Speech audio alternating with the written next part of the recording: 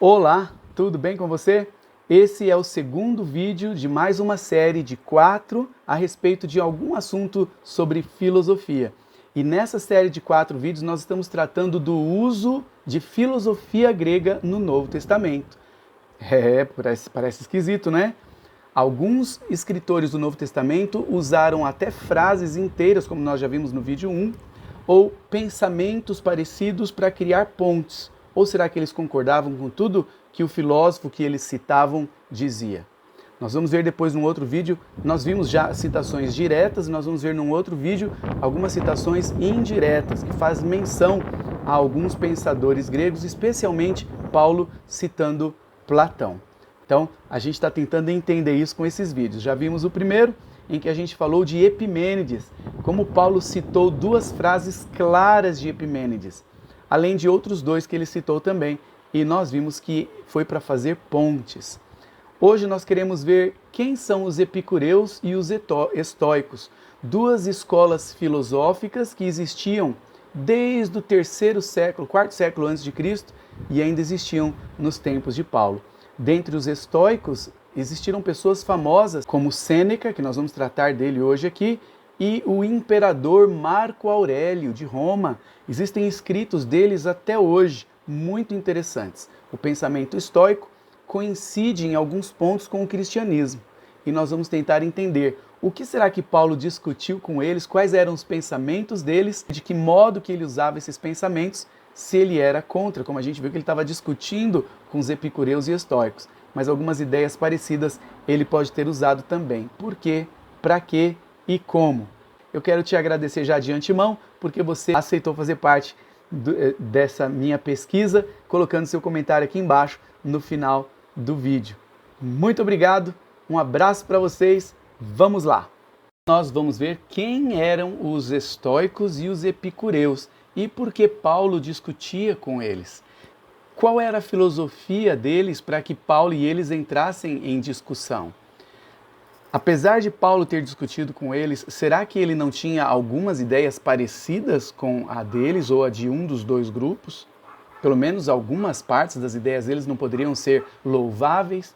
Então, primeiro vamos tratar de quem eram esses filósofos. Vamos primeiro ver o contexto que está lá em Atos capítulo 17, versículos 16 e 17. Aparece aí para você.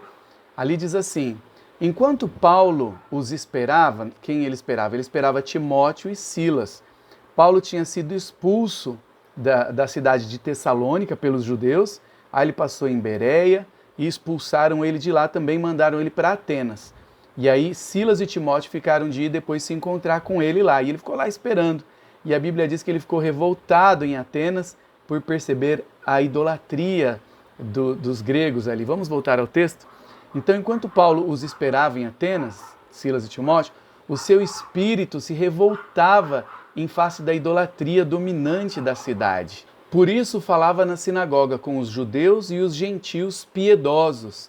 E também na praça ali, seria o ágora, não é? Onde eles faziam o comércio.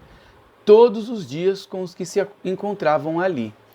E o texto continua dizendo o seguinte no verso 18. E alguns dos filósofos, olha eles aí, alguns dos filósofos epicureus e estoicos discutiam com ele, com o apóstolo Paulo, havendo quem perguntasse: o que quer dizer esse tagarela? Outros diziam: parece pregador de deuses estranhos.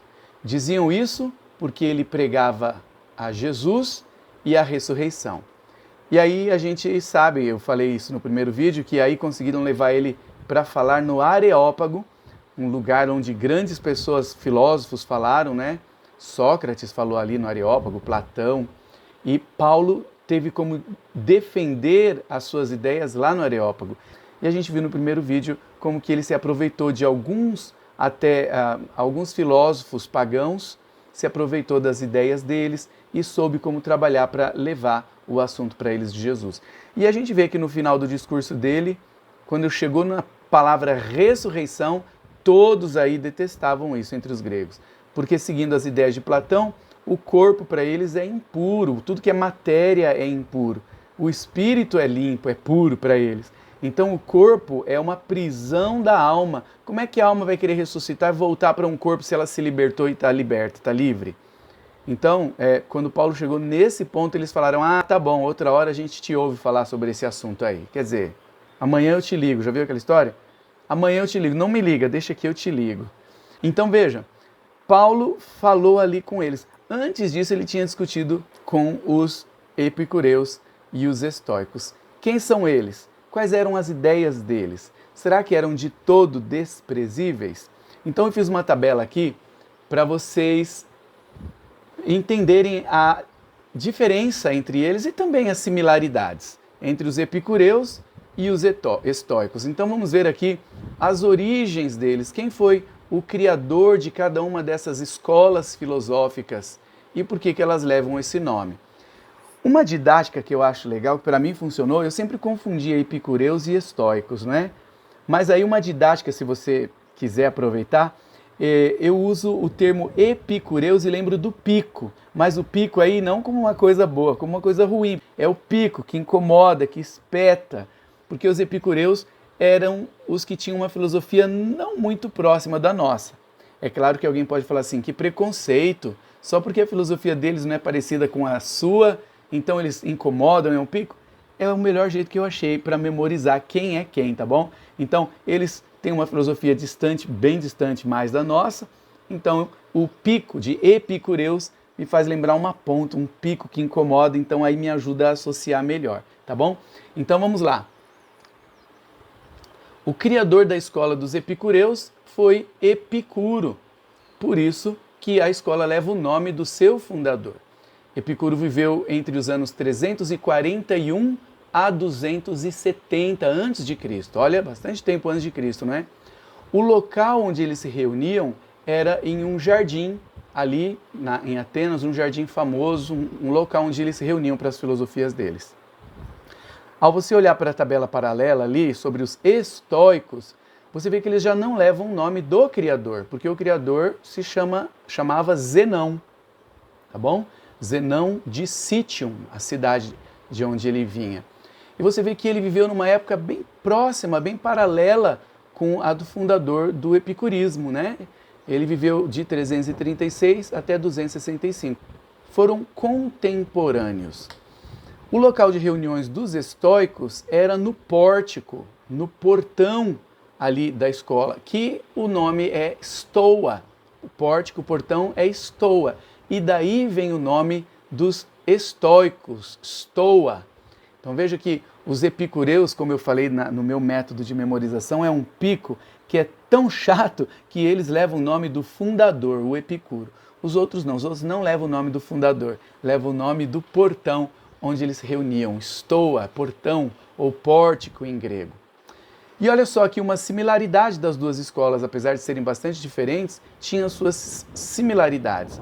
Você vê ali que eu pintei de verde, a filosofia de vida dos dois é a busca da felicidade.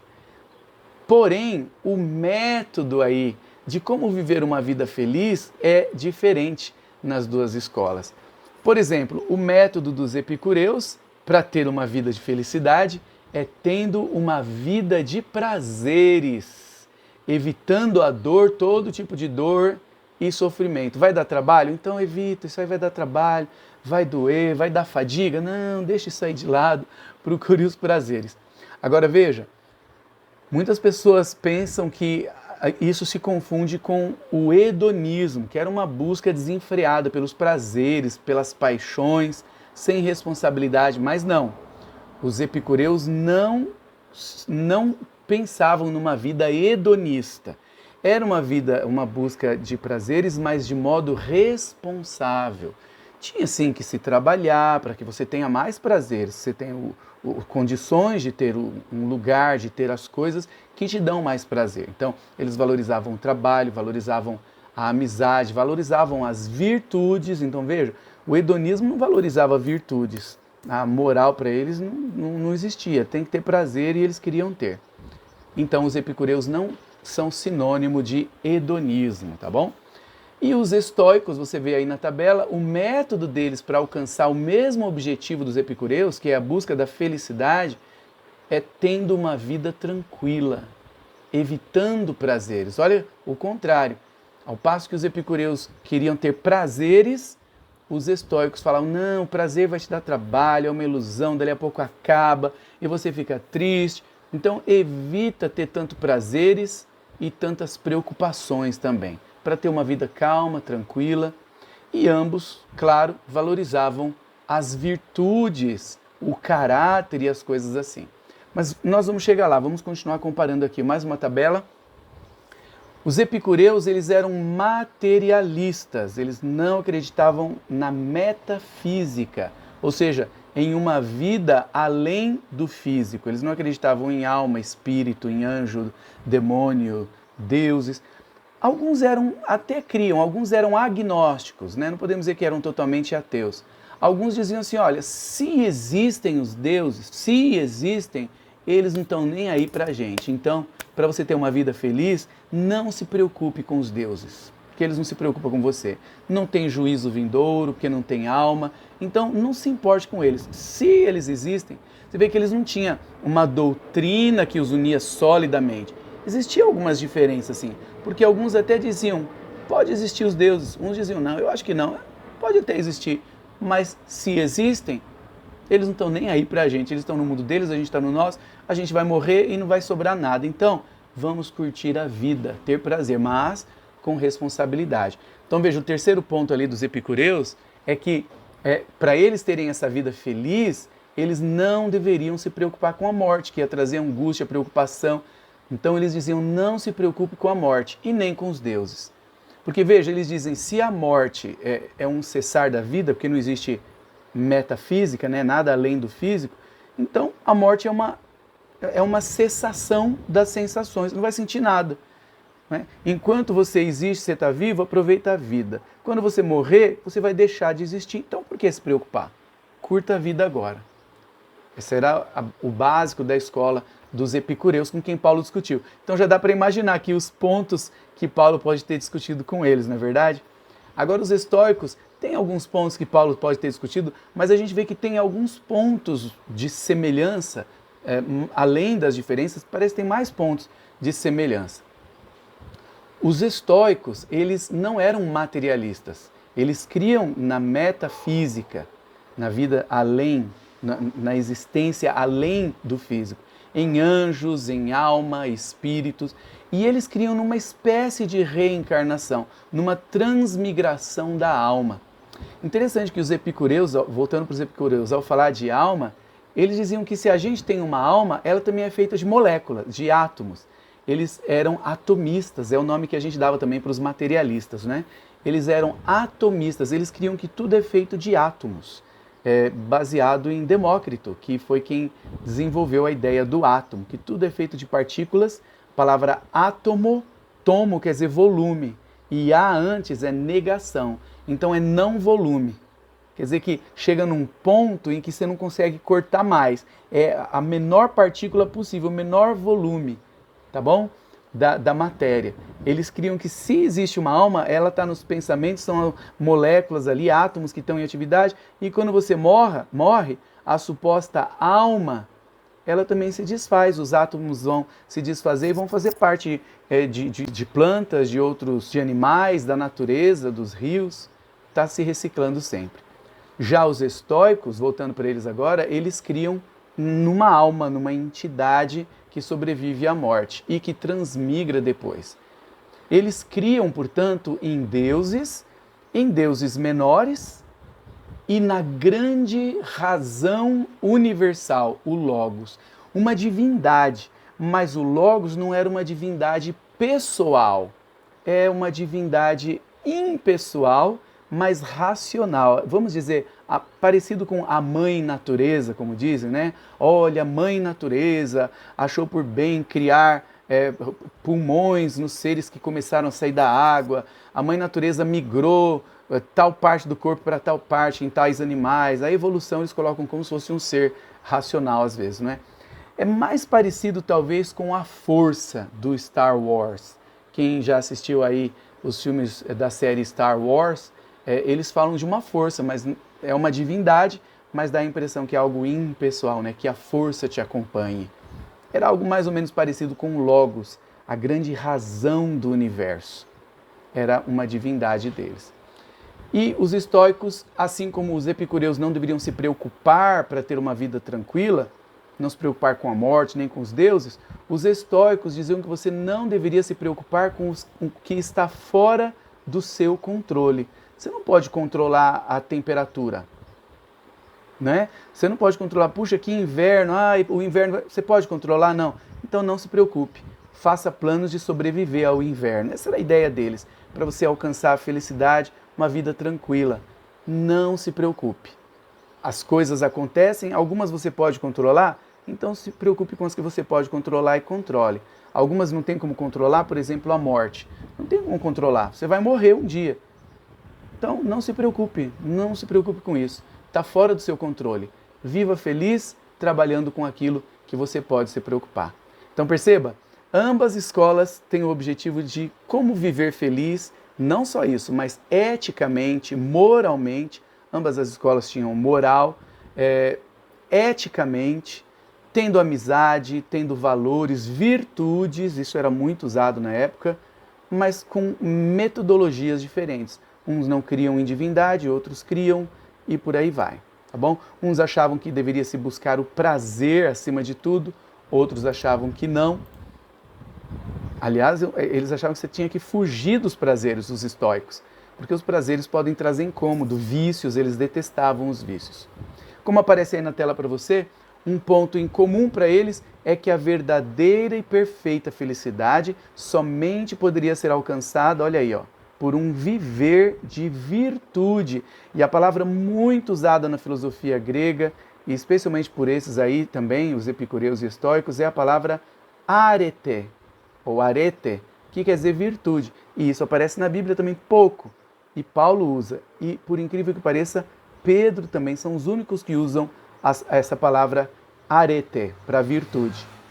Então veja, eles diziam que você tem que alcançar a felicidade por um viver de virtude e de pensamento e pela prática do domínio próprio, a encrateia, também uma palavra usada só por Paulo e por Pedro. Interessante, não é?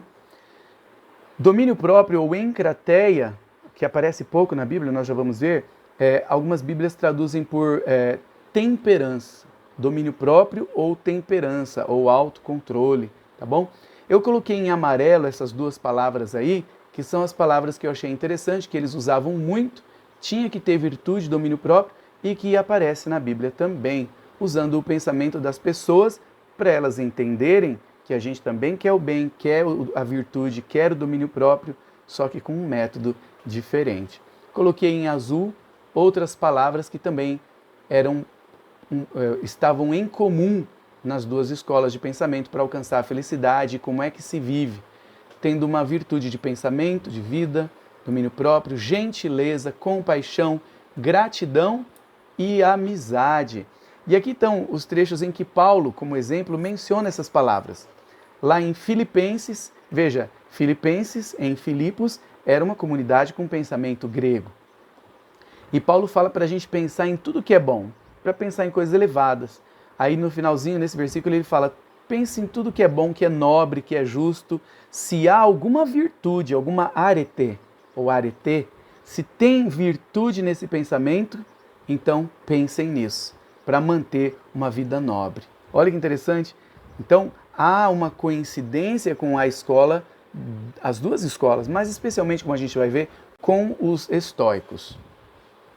Outro versículo que Paulo fala em Gálatas 5:23, o fruto do Espírito, o Espírito Santo, é o amor, a alegria, a paz. Eu coloquei 3 pontinhos que ele fala várias coisas.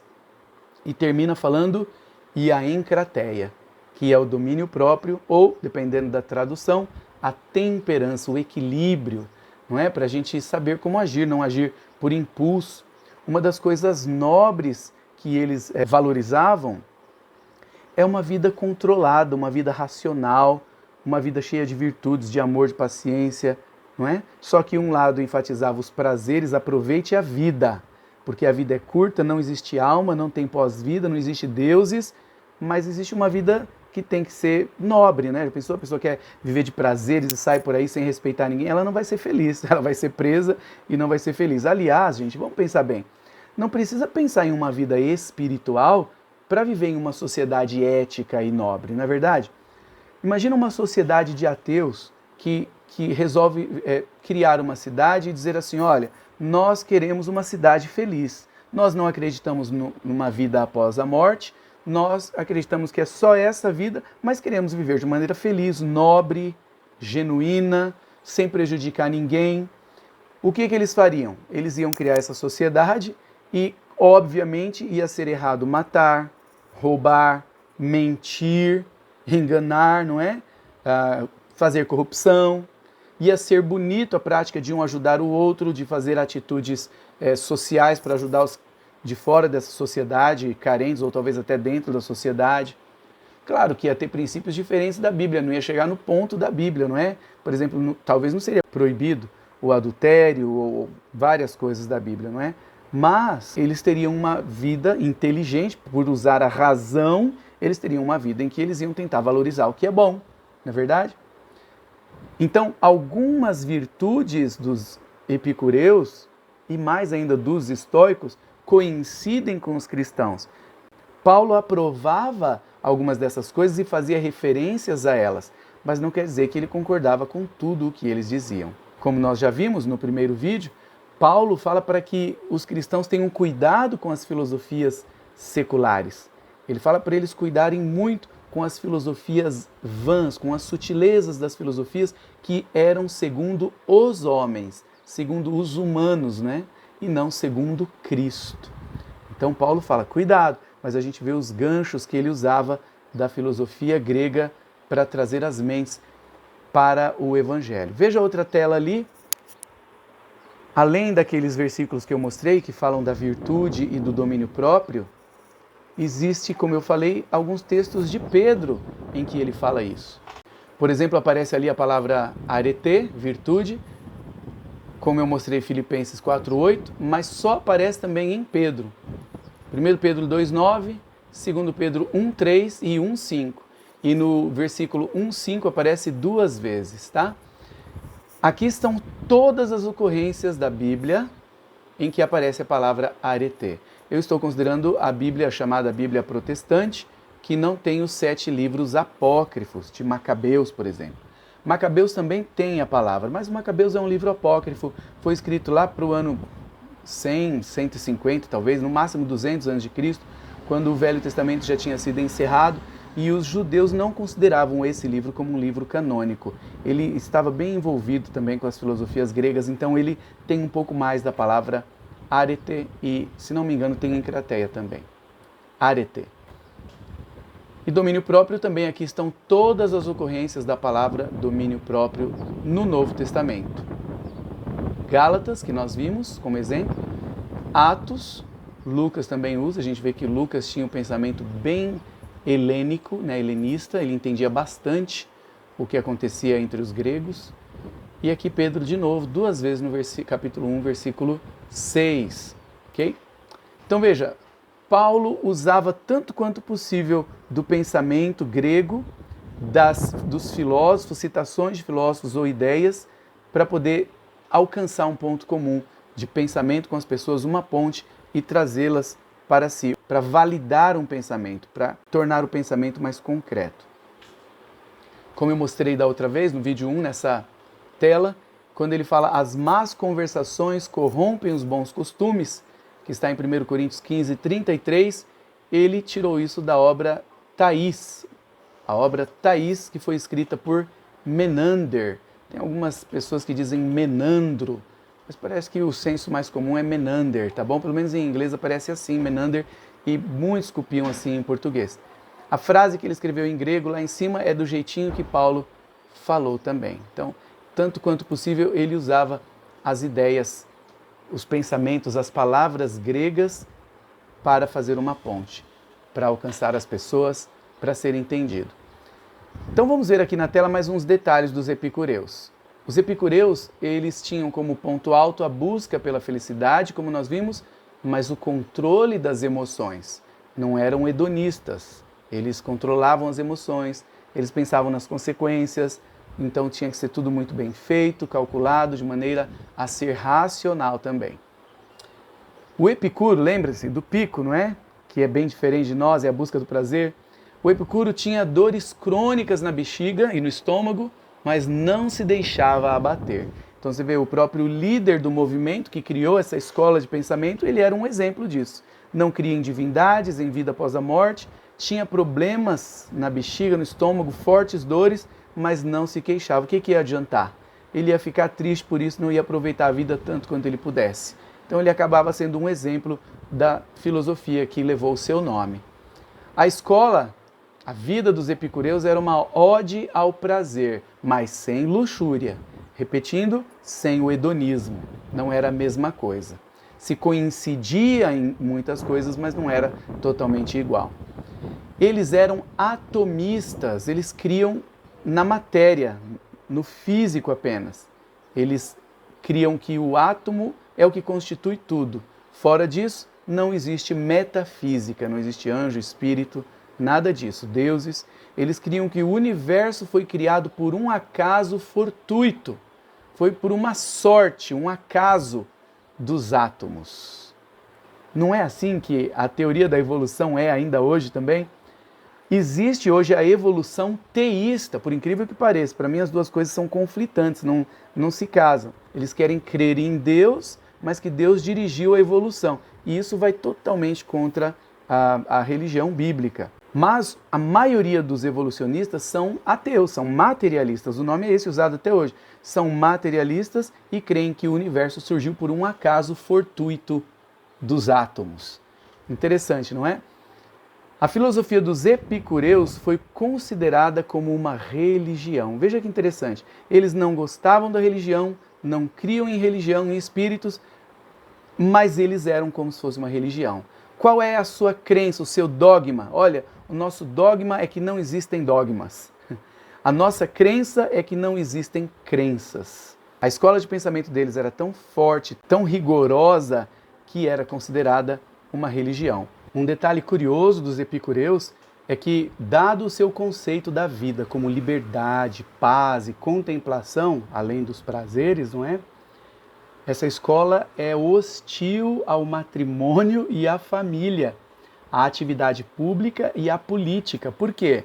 Porque no entender deles, que querem ter prazeres, não querem ter problemas, a família e a pátria são causas de agitações. Quando a esposa não quer fazer do jeito que o marido quer, quando a esposa insiste em fazer daquele jeito, e aí ele pensa, eu estou livre, estou sozinho, eu faço do jeito que eu quero. Claro que é um egoísmo. Para eles, até a pátria era uma causa de agitações, de ter que se preocupar com política, com voto, com isso, com aquilo. Então a gente já vê que esse é um dos pontos contra os quais Paulo pode ter discutido, não é verdade? Quando a gente lê lá em Atos que Paulo discutia com os epicureus e estoicos, os estoicos tinham algumas coisas para discutir também contra, mas contra os epicureus tinha muito mais, eu creio. A gente viu alguns detalhes dos epicureus e agora alguns detalhes específicos dos estoicos. Zenão, o líder do estoicismo, Zenão de Citium, ele acreditava que o universo era uma sucessão de eventos cíclicos e idênticos, ou seja, o universo era uma repetição sempre, era um ciclo. Assim como alguns creem, não é? Muitos que creem no Big Bang, eles creem que o mundo surgiu dessa explosão, estava tudo concentrado nessa singularidade, e com o Big Bang, boom, explodiu, está se expandindo há bilhões de anos, mas vai chegar uma hora que, como um elástico, né? Vai chegar no limite e vai voltar tudo se esmagando. Eles dizem que é o contrário do Big Bang, é o Big Crunch, é o grande esmagamento. Então, o Big Bang, e aí volta o Big Crunch, esmagando tudo, e volta tudo a ser uma partículazinha, e aí depois, por algum motivo qualquer, por pressão, sei lá o que, isso vai se explodir de novo, vai crescer tudo de novo, e pode gerar vida em alguns planetas de novo, e retorna um ciclo. Só que nesse caso não eram os epicureus que criam nisso, eram os estoicos. Interessante, que o universo sempre era um ciclo e sempre as coisas vão se repetir e não tem como você controlar isso. Então não se preocupe, um dia você vai morrer e pelo menos eles criam que havia alguma coisa depois disso, né? Mas não tem como evitar o ciclo. Tudo já aconteceu e está acontecendo de novo e vai se repetir. Então a gente volta para a tela, olha só. O que aconteceu voltará a acontecer. Então, no pensamento deles, é inútil se preocupar com o futuro. Tudo já está determinado. O homem tem que aceitar o seu destino, que é mais ou menos parecido com o nosso moderno Deus quis assim, não é? Ah, mas se Deus quiser... Então, tem que aceitar. É assim que tem que aceitar o seu destino. Eles pensavam mais ou menos parecido com isso. Outro detalhe aí dos estoicos na tela, estoico acabou virando um sinônimo daquele que se resigna diante dos sofrimentos da vida. Não tem o que fazer, então não vamos nos preocupar tanto, vamos continuar vivendo. Mas não é a mesma coisa que uma pessoa indiferente, tá bom? Eles se mostravam insensíveis a tudo. Não que o estoico seja um indivíduo sem sentimentos, mas ele não é prisioneiro dos sentimentos. Okay? A morte, a doença, as calamidades, eles não iam ficar chorando a vida toda. Eles iam falar assim, ó, infelizmente, fiquei triste, mas eu preciso viver, bola para frente. Então, acabam dizendo que eles eram insensíveis. Não, eles só não deixavam ser dominados pelos sentimentos, para poderem ser felizes e ter uma vida tranquila. Mais alguns detalhes dos estoicos. Vejam, eu estou mostrando muito mais detalhes dos estoicos do que dos epicureus. A escola dos estoicos acabou se tornando muito maior, mais forte que a dos epicureus. E tem algumas semelhanças com o cristianismo também. Então nós vamos ver daqui a pouquinho mais para frente como que há uma sobreposição de algumas ideias, não tudo, né? De algumas ideias que acabam coincidindo com o estoicismo. E aí algumas pessoas querem dizer que Paulo era um tipo de um estoico. Se você procurar na internet, tem gente aí, claro, não pesquisam, né? Não sabem a fundo e querem falar. Que dizem que o cristianismo bebeu no estoicismo e se tornou o que é. Então, não tem nada a ver o cristianismo ter se transformado por causa do estoicismo. Que o cristianismo tem raiz própria, mas há coincidências de ideias. Daqui a pouquinho a gente vai ver. Então, eu estou me demorando um pouco mais nos detalhes dos estoicos. Então, olha aqui, mais uma tela. De modo contrário aos epicureus, os estoicos buscavam uma vida tranquila e sossegada, como nós já vimos, através da eliminação dos prazeres. Não fica correndo atrás de tanta coisa, né? E Paulo fala, foge das paixões da mocidade, ele fala para Timóteo. Então o povo pega e fala, tá vendo? Fuja dos prazeres. Não é a mesma coisa. Ele está falando para tomar cuidado, não é? Com algumas paixões que podiam desencaminhar o jovem Timóteo. Também, de modo contrário aos epicureus, os estoicos criam que o universo tem uma ordem. Para eles era a força dos átomos, não é? Não era uma coisa previsível, calculada para os epicureus. Mas para os estoicos não. Existe o Logos. O Logos faz essa ordem e a ordem é mantida por esse ser divino, uma racionalidade divina, mas não pessoal. Talvez alguns, como eu falei, eles não tinham uma doutrina, assim como os epicureus, os estoicos, não tinham um livro para seguir, não tinham um corpo doutrinário, eles tinham o básico igual, mas haviam algumas diferenças. Talvez alguns poderiam crer que o Logos, talvez alguns, que tinha um pouco de pessoalidade. Daqui a pouco a gente vai ver um dos filósofos, o Sêneca, que viveu nos tempos de Paulo, que pode ter trocado correspondência com Paulo, daqui a pouco a gente vai ver. E o Sêneca parece que cria num Deus bem pessoal, aparentemente. Quando ele fala, Deus está dentro de você, Deus coloca o Espírito em você. Só que há lá a filosofia grega, né? Não na filosofia judaico-cristã. Então, alguns poderiam ter algumas ideias um pouco divergentes, mas o básico de todos era esse. A busca da felicidade, fugindo dos prazeres, evitando problemas e tendo uma vida de virtudes. Uma outra coisa que aparece lá para vocês é que, você vê, para fugir dos prazeres, para evitar problemas, eles detestavam os vícios, os quais eram para eles um mal absoluto. Então agora que a gente já teve uma visão bem desses dois grupos com quem Paulo discutia em Atenas, os epicureus e os estoicos, agora dá para a gente tratar de uma personalidade dos estoicos. Então vamos lá, eu quero falar aqui para vocês de Sêneca. Sêneca foi um contemporâneo de Paulo, foi um filósofo estoico que viveu em Roma no tempo em que Paulo estava preso em Roma. Aliás, Sêneca sempre viveu em Roma, ele viveu fora de Roma por pouco tempo, quando ele teve que ser refugiado, não lembro agora onde que ele se refugiou, mas pode aparecer aqui em cima na tela para você. mas ele ficou um tempo fora, depois ele voltou para Roma, ele sempre praticamente viveu em Roma. E quando Paulo foi levado para Roma como um prisioneiro, onde ele passou os últimos anos de sua vida preso,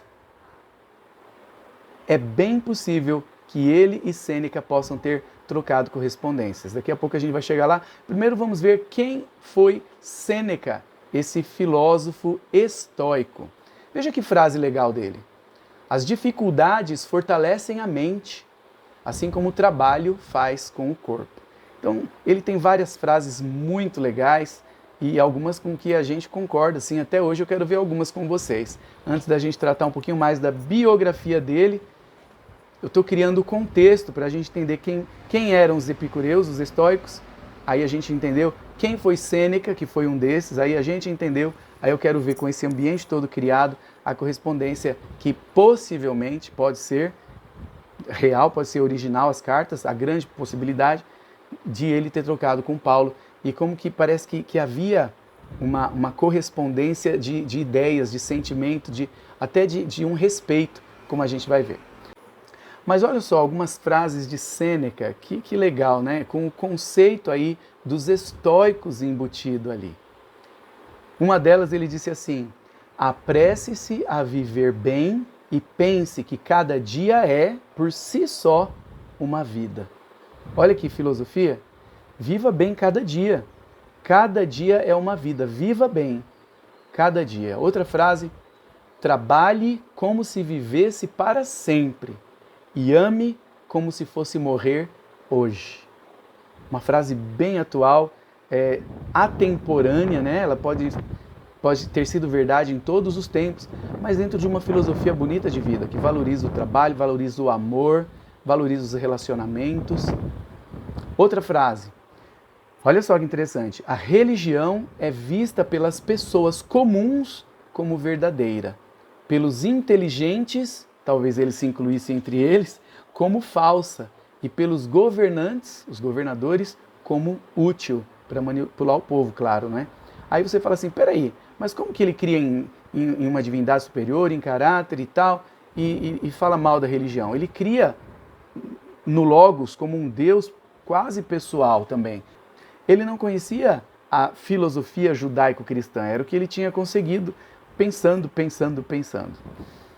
Então, quando ele fala da religião como uma coisa comum, como uma coisa verdadeira para as pessoas comuns, é porque ele está falando daquele monte de religião que existia em Atenas, que Paulo se revoltava vendo aquele monte de ídolos, aquele monte de pensamentos diferentes.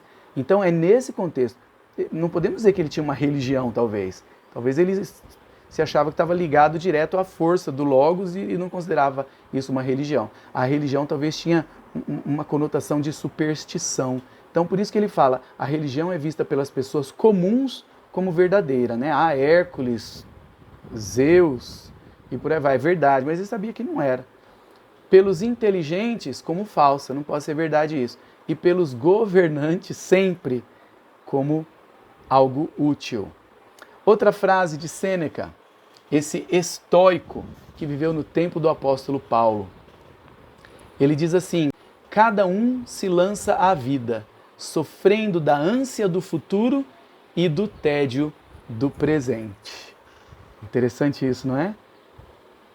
Cada um se lança à vida, a gente está na vida, sofrendo da ânsia do futuro. Como é que vai ser meu futuro? O que vai acontecer?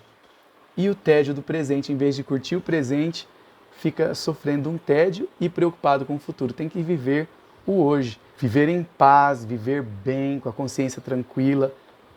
Outra frase: alguns, sem terem dado rumo às suas vidas, são flagrados pelo destino, esgotados e sonolentos. Não se planejaram, não deram rumo à vida e são flagrados pelo destino no futuro sem preparo. Cansados, lutaram à toa e sonolentos.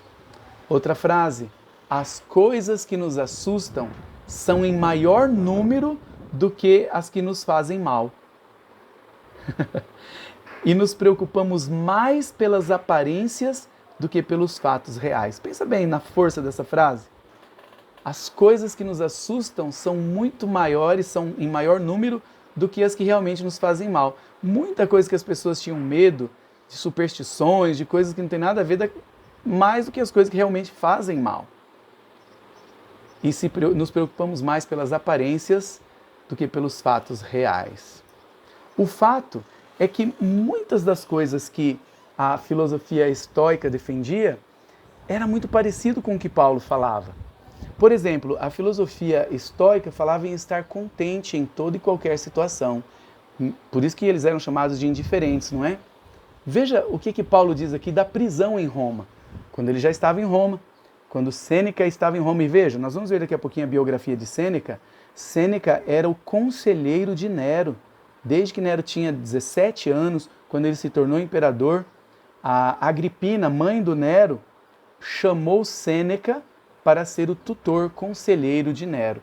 Mais tarde, Sêneca chega a dizer para alguém, acho que para Lucílio, era uma pessoa com quem ele se correspondia bastante, que ele se sentia um fracassado pelo Nero. Porque o Nero, a princípio, seguia suas instruções, mas o Nero, a gente sabe que ele era meio doido, não é? O Nero mandou matar depois a própria mãe, Agripina. Nero foi um fracasso desse Sêneca. Ele chega a dar a entender isso numa carta para Lucílio. Se não me engano, foi na carta para Lucílio. Veja o que Paulo diz da prisão em Roma, como é parecido com as ideias de Sêneca, do estoicismo. Aprendi a viver contente. Eu pintei contente em vermelho, que é a palavra usada pelos estoicos. Você tem que aprender a viver contente, a viver satisfeito, autossuficiente diante das provas da vida. Nós vamos ver uma frase parecida com essa que o Sêneca usou. Paulo diz, na cadeia, talvez algemado, ele diz, aprendi a viver contente em toda e qualquer situação. Sei o que é passar necessidade e sei também o que é ter em abundância. Aprendi o segredo de toda e qualquer circunstância, tanto de estar alimentado como de ter fome, tanto de ter em abundância como de passar necessidade. E aí tem essa frase parecida do Sêneca que ele disse, é a atitude, ou seja, se for ver o contexto, ele está falando, não é a circunstância, tá? Não está no texto, está só ali para a gente entender. A palavra não a circunstância não está no texto, mas é o contexto. Ele fala, é a atitude que deve ser louvada. Nós devemos investigar se o rico pode estar contente se ele cai em pobreza. E se o pobre pode estar contente se ele se torna rico. Percebeu a semelhança dos dois pensamentos? Paulo diz que aprendeu a estar contente em toda e qualquer situação. Ele sabe estar contente na abundância, na riqueza ou na pobreza e tal. E o Sêneca fala que é a atitude que tem que ser louvada e não a circunstância. Nós devemos investigar. Perceba se essa pessoa é feliz mesmo. Se o rico pode estar contente em pobreza e o pobre contente na riqueza. É bem parecido com o que Paulo está dizendo, ou seja, ele está dizendo, eu alcancei essa paz de espírito. Só que a gente vai ver no contexto de Paulo que é Cristo quem faz isso. É Cristo quem faz. Uma coisa interessante é que nas duas filosofias, a estoica e a epicurista, que eles tentam alcançar um nível que eles chamam em grego de ataraxia, que é um equilíbrio de vida. Alcançou um equilíbrio, né? Não se preocupa com a morte, não se preocupa com os deuses. Os epicureus têm o seu prazer sem entrar em problemas morais, mas eles, né? Morais deles, tá? Porque às vezes era imoral para outros pensamentos. Então, a ataraxia é um ponto da vida em que a pessoa alcançou essa paz da vida. Ela está bem, ela tem o alcance dela, ela não se irrita facilmente, ela não vai se preocupar por coisas que ela não tem controle sobre. Paulo não usa essa palavra. As duas escolas usam a ataraxia, tanto os epicureus como os estoicos. Alcançar esse ponto. Mas Paulo não usa isso, porque eu acho que ele quer dar a entender que a gente alcança uma vida nobre, talvez sem chegar nessa ataraxia que é humana, é um esforço humano. Mas Paulo diz que é Cristo quem faz em nós o querer e o efetuar. Então agora vamos ver uma biografia breve, claro, de Sêneca, o jovem. Por que esse Sêneca que a gente está tratando é chamado de Sêneca o jovem? Porque o pai dele era um orador famoso, conhecido como Sêneca também. Só que aí na história, o pai dele então entrou como Sêneca o velho, em inglês eles falam Sêneca the elder, para não falar o velho, mas em português a gente fala o velho. E Sêneca, o filho, esse filósofo, Sêneca, o jovem. Sêneca nasceu no ano 4 a.C., ou seja, mais ou menos quando Cristo nasceu, porque é possível que Cristo tenha nascido uns 4 anos antes de Cristo. Calcularam a data errada do ano, o ano de Cristo, não é? Então ele nasceu no ano 4 a.C., ele foi o segundo filho do erudito Sêneca, o velho. Sêneca foi tutor e conselheiro do imperador Nero, desde quando este ainda era criança. A mãe do Nero, Agripina, foi buscar esse homem que já tinha sua fama crescendo, Sêneca, para ser tutor do seu filho, que seria o imperador de Roma. Sêneca era irmão de Gálio, senador romano. Esse Gálio aparece na Bíblia. Ele encarou uma turba ali que veio trazer Paulo com uma falsa acusação, e muitos cristãos odiaram o Gálio por muito tempo, porque o Gálio eles pensam que o Gálio foi indiferente à situação de Paulo, mas se você for pensar bem, se você for ler o texto em Atos 18, só para ter um contexto, que Gálio, na verdade, ele livrou Paulo de um julgamento, que eles queriam mesmo era a cabeça do Paulo. Daqui a pouquinho a gente vai ver isso. Esse Gálio, senador romano, ele foi procônsul da Acaia, que fica na atual Grécia hoje. Estava lá em Corinto.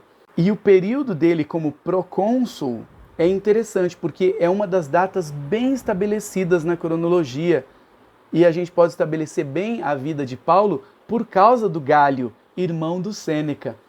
Tem bastante correspondência entre Sêneca e o irmão dele, o Gálio. Esse que era antes senador romano e se tornou também procônsul da Acaia. E esse governo dele durou apenas 1 ano e meio, 2 anos, e ele teve que sair por causa de doença.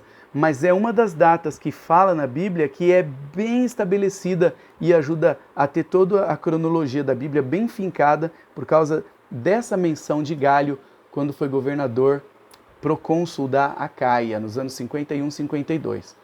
Então, vamos ver aqui uma inscrição de Gálio, que a gente vê que é uma pessoa da história real, imagina, uma pessoa que viu o apóstolo Paulo, irmão do Sêneca, que possivelmente trocou cartas com Paulo, admirando Paulo, achando que Paulo tinha bastante do estoicismo também.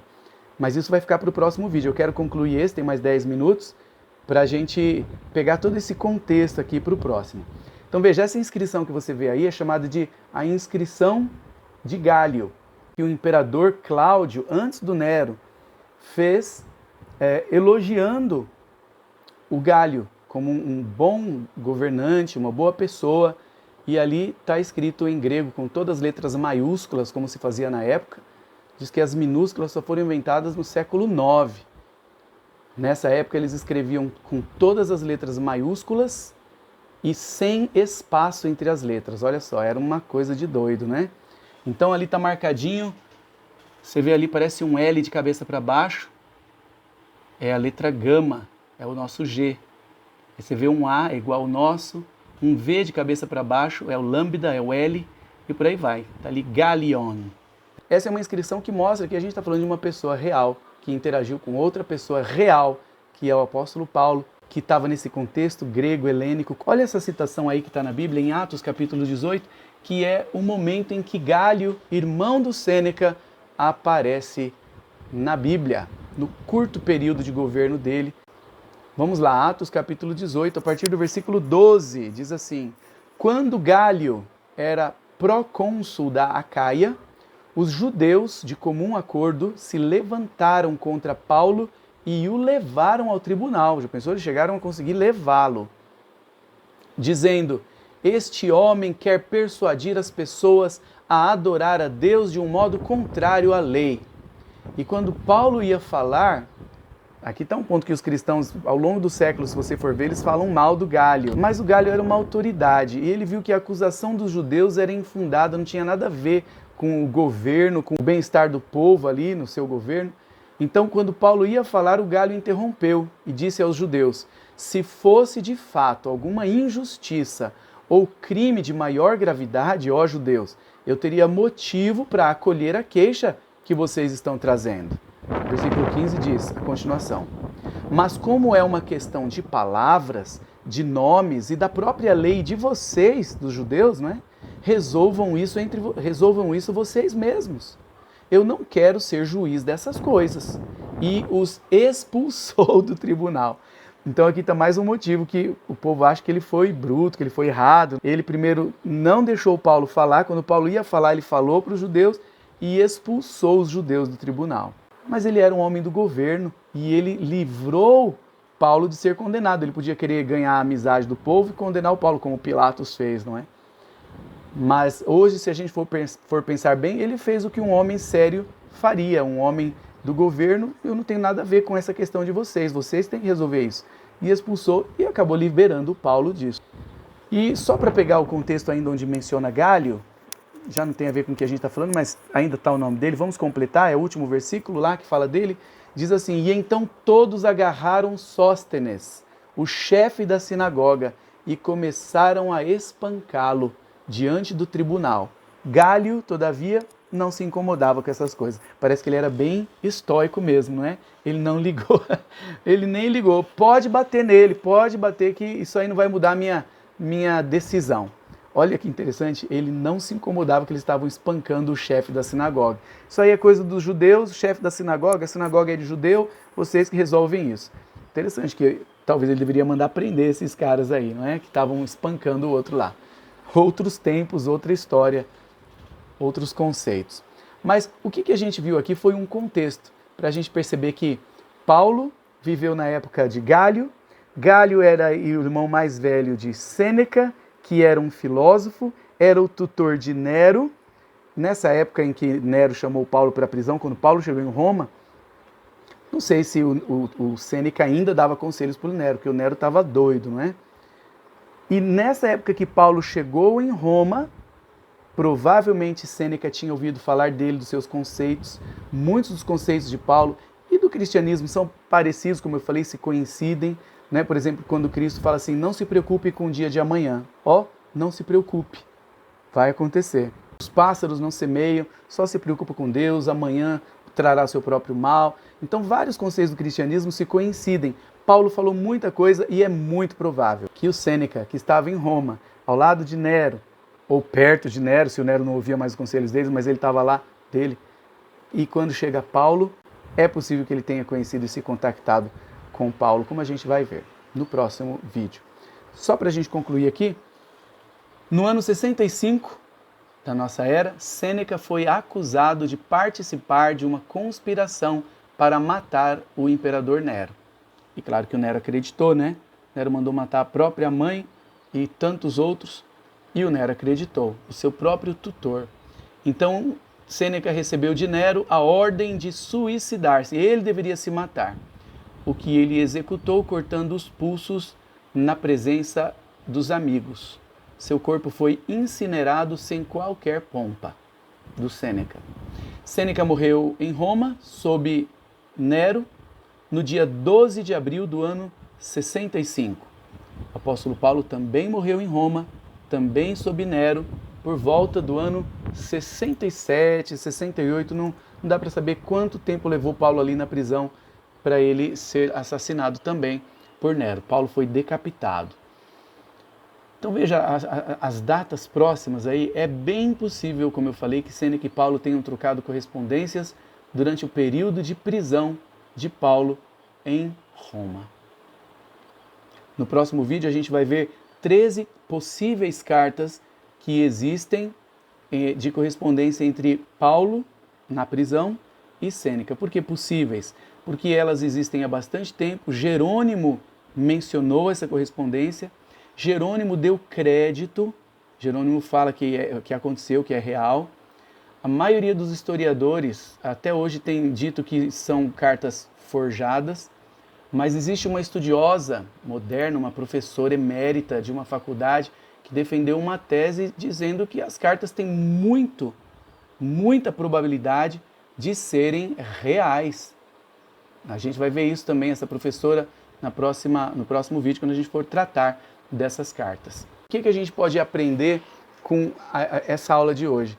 Que a filosofia grega estava ali no começo do cristianismo e Paulo e Pedro, mais Paulo, né, aproveitaram as pontes possíveis das filosofias para alcançar as pessoas, sem, no entanto, se entregar às filosofias completamente, porque havia muita coisa que discordava da filosofia judaico-cristã.